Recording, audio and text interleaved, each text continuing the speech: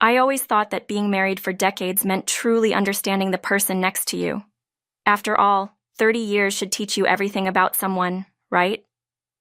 But one phone call from Joseph shattered that belief, leaving me questioning everything I thought I knew about my husband, Daniel. Joseph's voice crackled on the other end of the line, sounding unusually strained.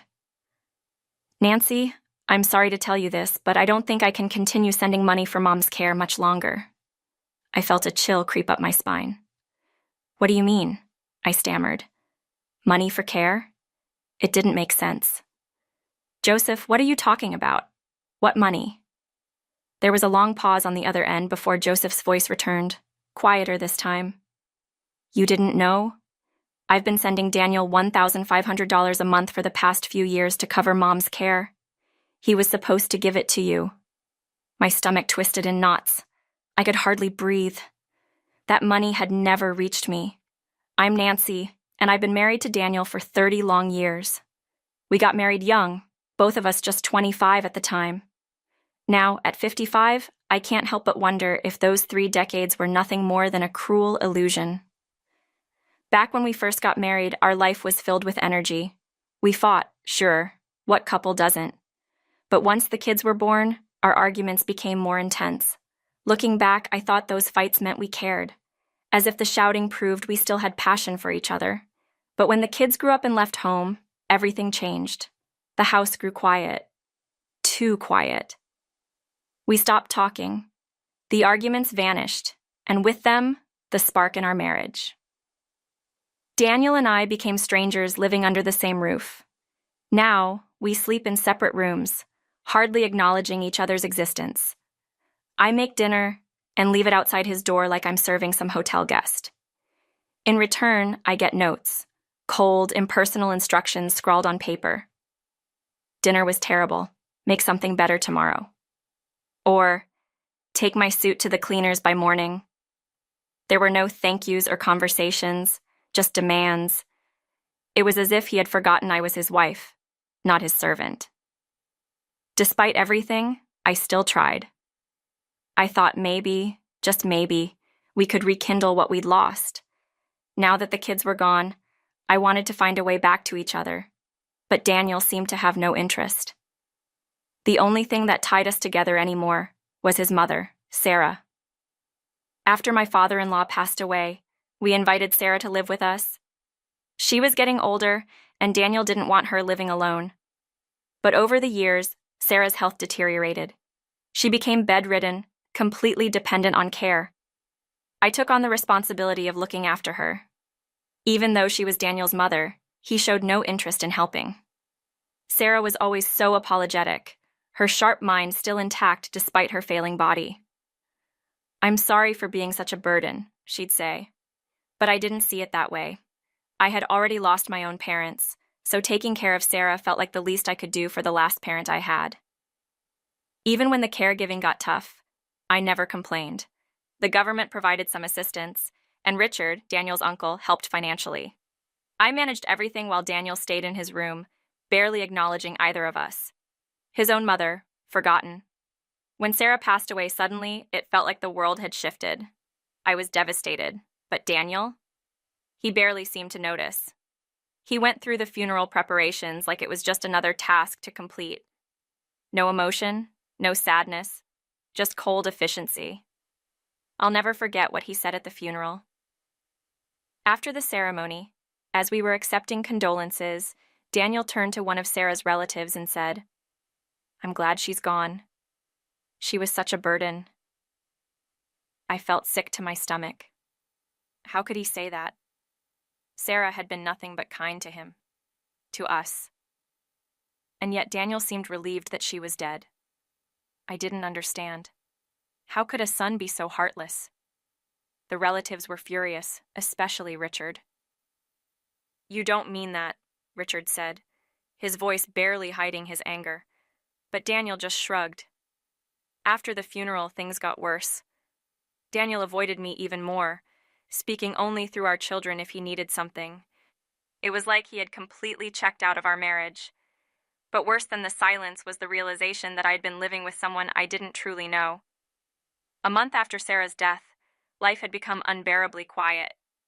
With no more caregiving duties, I spent my days trying to distract myself with old detective dramas. They used to be my favorite, but even those couldn't hold my attention anymore. The house felt empty, and I felt emptier still. That's when Joseph called.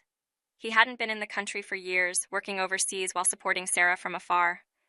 But when he mentioned the money, everything changed. "I've been sending Daniel $1,500 a month," Joseph explained, confusion lacing his voice. "He told me it was for Mom's care and the household expenses. You're saying you never saw any of it?" My hands started to tremble. Daniel had never given me a cent of that money. I had been using Sarah's pension and the financial help from Richard to cover her care. And now I knew why Daniel had always been so distant, so cold. He was hiding something big. "I don't know where the money went," I whispered into the phone, my mind racing. Joseph was silent for a moment before he responded. "I think we need to look into this, Nancy. I'll be back in town soon. Let's figure this out together." That night, Daniel didn't come home until the early hours of the morning. By then, my mind was already made up. I had to find out the truth. The next day, after he left for work, I entered his room, something I hadn't done in years. My heart pounded in my chest as I opened his drawers, searching for anything that could explain where the money had gone. And then, I found it. Hidden beneath a pile of papers was a bank statement, one I had never seen before. Every month, $1,500 had been deposited into this account, but almost immediately after each deposit, the money had been withdrawn.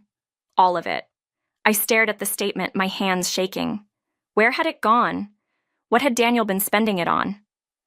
My mind raced with possibilities, but none of them made sense. I needed answers, and I needed them fast. A week later, Joseph arrived in town, and we hatched a plan. We had to confront Daniel, but we needed proof. Joseph had already done some digging and found out something I hadn't expected. Daniel had been spending time at a hotel, regularly, and he wasn't alone. We decided to stake out the hotel, watching from the safety of Joseph's car. Hours passed, and the tension between us grew thick. We were both anxious, waiting for Daniel to show up. Just when I thought I couldn't bear the silence any longer, Joseph nudged me. "There they are," he whispered. I looked up and saw Daniel emerging from the hotel with a woman on his arm. My stomach dropped. The woman was much younger than me, dressed in expensive clothes, her fingers glittering with jewelry. Jewelry that, I suspected, had been bought with the money Joseph had sent for Sarah's care. We got out of the car and approached them. Daniel's face went pale when he saw us. "Nancy? Joseph? What are you doing here?" I crossed my arms, trying to keep my voice steady. "We need to talk." Back at the house, Daniel and his mistress, her name was Jessica, sat on the couch, both of them looking nervous. Joseph and I stood over them, armed with the evidence we had gathered. I held up the bank statement. "Daniel, where did the money go?" I demanded, my voice cold and sharp. Daniel shifted uncomfortably, but remained silent. Joseph wasn't as patient. "You spent my money on her, didn't you?" he said, his voice filled with anger. "While Nancy was caring for Mom, you were off playing house with Jessica, using the money I sent for Mom's care." Jessica tried to defend herself, but her excuses fell flat. "I didn't know," she stammered. "Daniel told me he was handling everything. I didn't ask questions." I wasn't buying it. "You knew exactly what you were doing," I snapped, pointing to the jewelry she wore. "Those things you're wearing, did you buy them? Or did Daniel?" Jessica looked down, shame spreading across her face. "He bought them for me," she admitted quietly. "I didn't know where the money came from. I'm sorry." The confrontation continued late into the night. Every time Daniel tried to deny his involvement, Joseph and I countered with more evidence. Photos of him and Jessica together, receipts from luxury stores, even hotel bills. There was no way for him to escape the truth. Finally, Daniel broke down. "Yes," he admitted, tears streaming down his face. "I took the money. I spent it on Jessica. I'm sorry." But his apology meant nothing to me. The betrayal was too deep. For years, I had been the one caring for his mother while he squandered money on an affair. I felt a wave of anger rise within me, stronger than anything I had ever felt before. "This isn't just about the money," I said, my voice shaking. "You lied to me. You abandoned your mother in her final years. And you betrayed our marriage." Daniel couldn't meet my gaze. He mumbled something about being unhappy, about feeling neglected, but I wasn't listening. My mind was already made up. In the end, I filed for divorce. Joseph supported me every step of the way, ensuring that Daniel paid for his actions. Thanks to a skilled lawyer, the process was swift. I received the house and enough financial support to start fresh. Daniel, on the other hand, was left with nothing. Jessica left him soon after, and Daniel's life spiraled into chaos. He lost his job, his savings, Zrenia, and the respect of everyone around him. Meanwhile, I moved on. I sold the house and relocated, determined to start a new chapter in my life. As I settled into my new place, I reflected on everything that had happened. For years, I had felt trapped in a loveless marriage, suffocating under the weight of unspoken resentments.